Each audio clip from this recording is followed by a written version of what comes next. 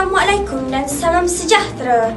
Hari ini SMK Temangan merakam sebuah detik penuh makna menerusi Majlis Watikah Pelantikan Pemimpin Pelajar tahun 2026. Majlis ini melibatkan barisan pemimpin yang terdiri daripada pengawas sekolah, pengawas pusat sumber, pengawas koperasi, pengawas SPBT dan ketua tingkatan.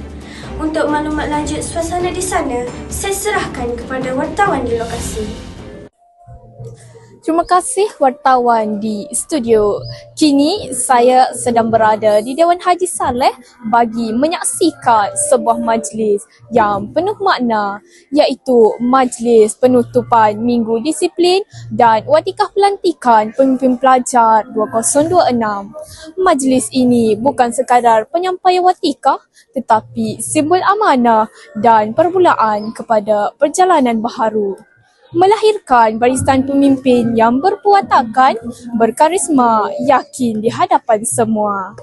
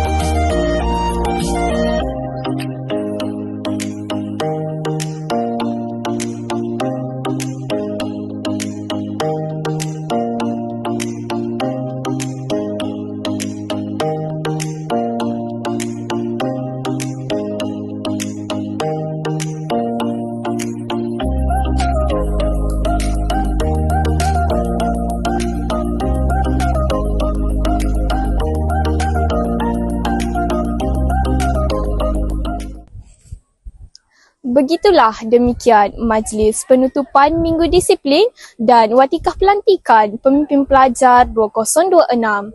Semoga setiap para pemimpin yang dilantik pada hari ini terus melangkah dengan semangat. Itu sahaja yang dapat saya gambarkan. Kita serahkan kembali kepada rakan di studio.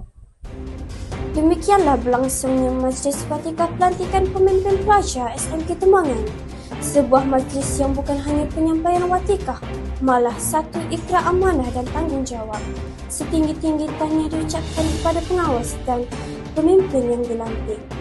Sekian sahaja daripada kami, Lensa SMKT, Wadah Informasi Sumber Inspirasi.